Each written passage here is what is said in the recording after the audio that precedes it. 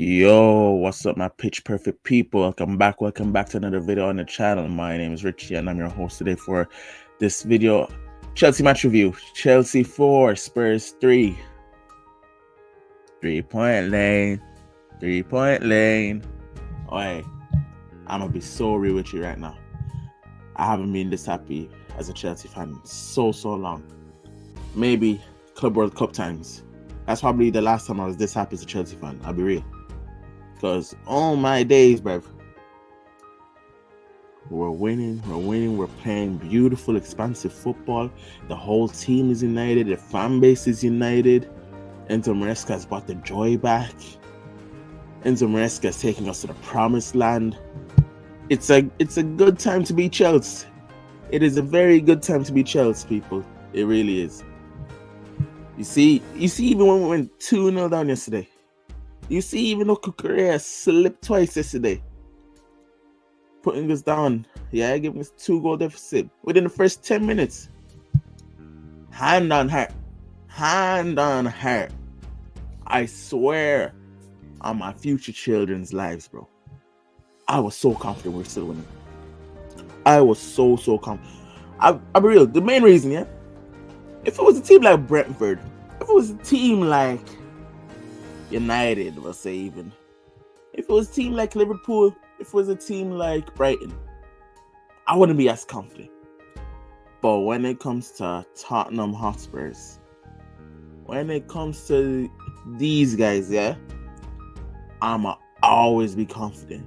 It's just the history. It's the history of the tie. There's a statistic out there now. I think we now have 36 wins and they've only beaten us 9 times. 9 times. Bro, you man can't even hit double figures yet against us. Don't try and mess with us, man. You guys are little boys. I'm being so serious, man. I was so confident. We went 2-0 down. First 10 minutes, I'm there like, bro, we're coming back easy. Bro, I expected there to be 5 goals. I predicted a 4-1 Chelsea win to all my mates in it. We end up winning 4-3. Bro, I was so confident no matter what. Cucurella, he slipped, but bro, the moment he changed them boots, elite, flawless. Even got himself an assist. I'm gonna criticize him though for the fact that how he wasn't able to notice during the warm-ups that his boots weren't made for the turf, wasn't made for the grass. But by that, he was phenomenal after he changed footwear. He was there offensively, defensively. You see, Cucurella, mentality monster. 22-23 season, first half 23-24. Bro, this man was getting criticized to oblivion. He was riding bench for a lot of it. But the way this man has turned his career around this year, going from bench warmer, being benched for Levi Colwill, a centre back, to winning the Euros with Spain as a starting left back, so being an integral part of this Chelsea team. I'm proud of him. I'm really pleased for him. Cucurella doesn't let anything like hold him down.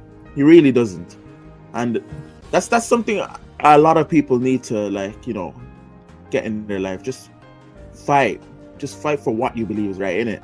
But Cucurella, what a man. But hey, man, Dominic Solanke scored.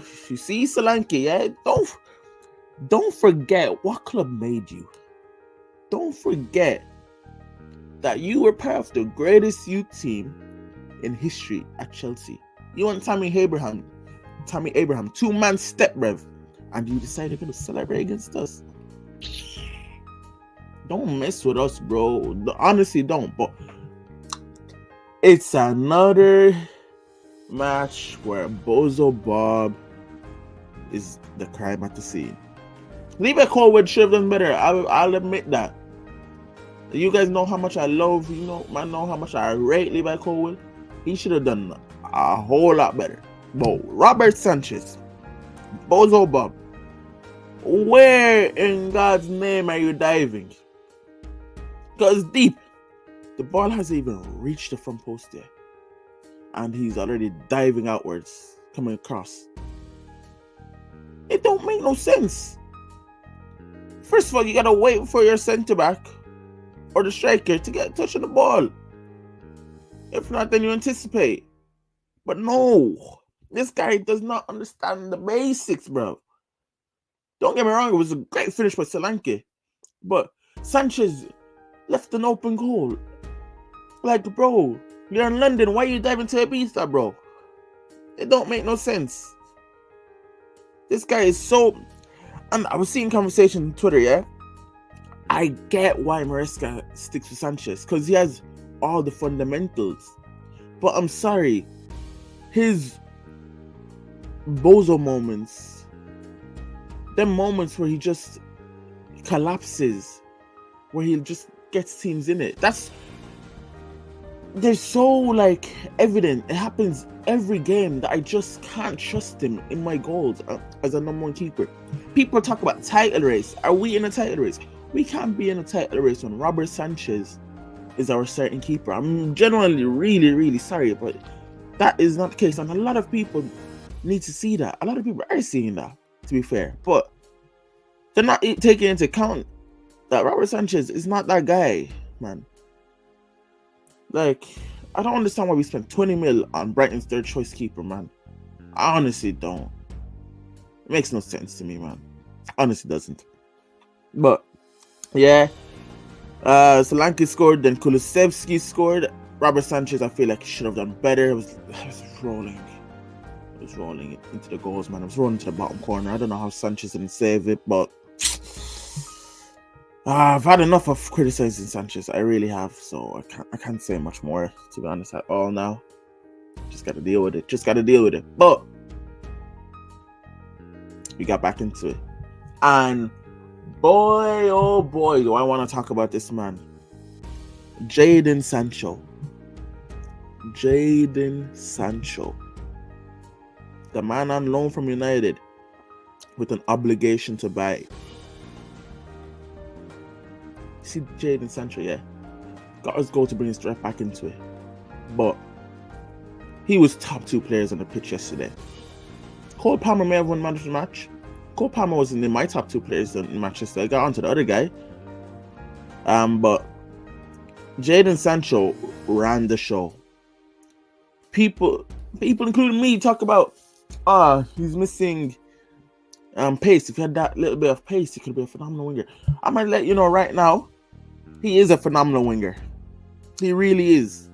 Because his IQ, his intelligence, even though he does lack that pace, he was so direct yesterday. Pedro Porro was on strings, bro. He was so direct. He was able to create combinations. His through ball to Caicedo to win that penalty. Sancho, bro, this is the Sancho we all know and love from the Dortmund days. United just weren't using him right. Ten Hag wasn't using him right. People paint Sancho as this character, as this villainous character, this cocky guy, this arrogant guy. Ever since he's been at my club, from the interviews to the training videos to the matches itself, Sancho's far from that. He is far from being that villainous character, bro. He's just at a place where he's loved, where he's allowed to shine, and Maresca's system allows him to shine. He was unbelievable yesterday, and his goal, being able to cut inside and just drive and just hit the bottom corner, was unbelievable.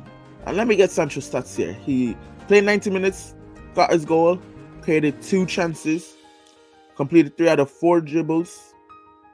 He won 3 out of 5 ground duels as well, and he had 5 recoveries. That's a solid performance. He had 12 touches in the Spurs box. I honestly think he should have had 2 assists as well yesterday, because certain players were able to capitalize. But Sancho's showing the people what he's truly made of. He said in the interview yesterday as well, he had a lot of people to prove wrong, and right now he is. He has 11 games for us this season, 2 goals, 5 assists, man. I said I want Sancho to have a 14 goals in this season, and I'll be satisfied. I might have to move that up to 20. Low key. On a slight thing, I might have to put that up to 20, bro, because this guy's changing my life. And then So yeah, he made it 2-1. Then we move on to second half, bro. I'll be so real. I don't know how we didn't score 5 goals within the first 10 minutes. We were slaughtering them. It was genuinely men against boys out there. And we finally got a second goal. As I said, Sancho slipped the through ball into Caicedo. Pardon. I don't know what Yves Bissouma was thinking to slide in when Caicedo is going onto his weaker foot. Just shimmy him, jockey him. But nope. Slides in, wipes out Caicedo, who I will admit probably should have been sent off for a challenge earlier on in the game. But he wipes out Caicedo and penalty. And we all know Mr. Cold Palmer don't miss. He don't miss no pens, man. And started it right past Fraser Forster, sent him the wrong way, made it 2-2. And then the third goal to make it 3-2 epitomizes what Chelsea is all about this season. Enzo Fernandez, in my opinion, was my man of the match yesterday. Enzo Fernandez was everywhere, offensively, defensively. They're able to get on the ball, just spraying it around. His dribbling, his 1-2s, link-up plays. Enzo Fernandez was phenomenal yesterday. And he started the move for the goal yesterday. Gave a pass to Sancho to Caicedo, who megged Solanke, then out to Palmer. I'm going to go on to Palmer real quick soon. But Palmer just glides past 4 or 5 players into the box, takes a strike, gets blocked. Enzo running onto it like prime Frank Lampard, half volley into the bottom corner, and the scenes in the way and the scenes from the players, the way I was screaming when we bagged. Oh my god, man. Certain people during the summer, certain people were saying they were losing their connection with the club. They weren't happy with how the club was being run and certain other stuff. Man, burn all of that. Is your blood blue or not, man? Do you support this club through the tough times or not, man? Just because there's certain favorites are leaving. You get me? Just because there's certain favorites are leaving, man. Allow that, bruv. Because this team, this squad, Maresca all the way to Margu, they're fighting for the badge. They're trying to prove that we may be a young team, but we have something to prove. 2 years of Chelsea being lackluster. You might want to talk on our names. Nah, we're out here. We're here to fight. We're here to prove each and every one of you wrong. And these man, the scenes, they brought the feel back. I'm telling you, they really have brought the feel back. As I said earlier, I've never been so happy to be a Chelsea fan. Like, I haven't been happy to be a Chelsea fan in so long, man. Real talk. But yeah, Enzo Fernandez, what a goal. And then to make it 4-2, Sancho drives with the ball, plays it out to Palmer. Palmer's going towards the corner flag. I don't know what Papa Martins is doing. I don't know why he just goes through the back of Cole Palmer when he's going away from goal. If I was Spurs fans, I'd be fuming. 2 abysmal, foolish penalties given away. I don't understand what Bissouma and Sarr were doing. But hey, man, and Cole Palmer, I promise you, once again, a hand on my heart, I wouldn't be surprised if Cole Palmer chips this penalty. Chips in it. You know what I mean? Like, Panenka down the middle, Fraser Forster made to look like a joke in goals. Cole Palmer. Alright, let's talk about Cole Palmer real quick. Conversation on Twitter is Cole Palmer doesn't turn up in big games. Cole Palmer, when's the last time he had a non-penalty goal? When's the last time he had a non-penalty goal or assist, bro? You see, you man that love to talk about your stats and everything, bro, this is why you gotta watch the game. Don't get me wrong, Cole Palmer was anonymous the first half, in my opinion. Okay, I wouldn't say anonymous because he had a couple chances, but he wasn't vintage Cole Palmer. And this is the talk with Cole Palmer recently in big games. He can't turn up. But you can't disregard that second half performance because he scored 2 penalties. He ran the show, and I seen someone talk about this. I think it was Liz Bouzidi. He was talking about how sometimes Cole Palmer just gets like overcrowded in big games. The middle is so compact. But you see in this game, he was drifting out wide, drifting out left, drifting out right, trying to get on the ball more in the second half. He was integral. As the third goal for Enzo Fernandez, Cole Palmer isn't getting an assist for that. It ain't showing up in the stat sheet. But we all saw what Cole Palmer did. Cole Palmer glided past 4 or 5 players, had his shot blocked, but fell to Enzo Fernandez. That's not showing up in the stat sheet, how Cole Palmer was a driving force of that goal. It ain't.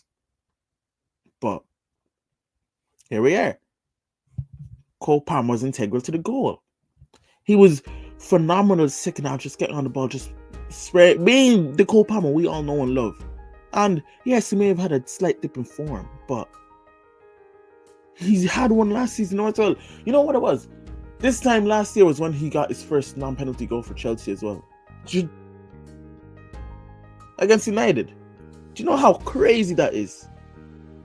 And you might want to talk about a guy that has 17 goals and assists already this season. Do you know for Chelsea, in 48 games, he has 50 goals and assists, 33 goals, 17 assists. And Jamie Carragher said something on Sky Sports. He was like, since Cole Palmer came into the league, he's been the best player. Like, and people are causing outrage over that. And they're going how Saka and Salah had to work so hard to get this recognition. That took 4 or 5 years. Bro, the conversation is from the moment Cole Palmer made his debut for Chelsea, so August 2023. Saka and Salah have performed, and they've been in the conversation. Phil Foden was in the conversation as well. Rodri is in the conversation.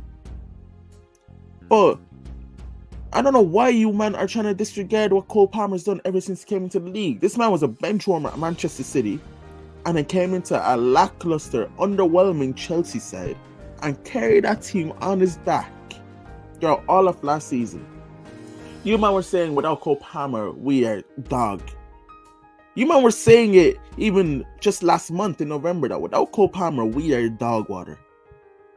But now, Cole Palmer is a negative in big games.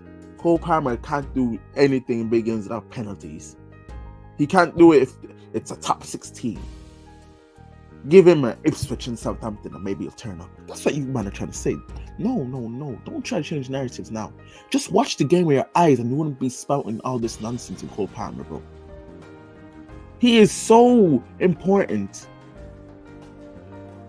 to how we play.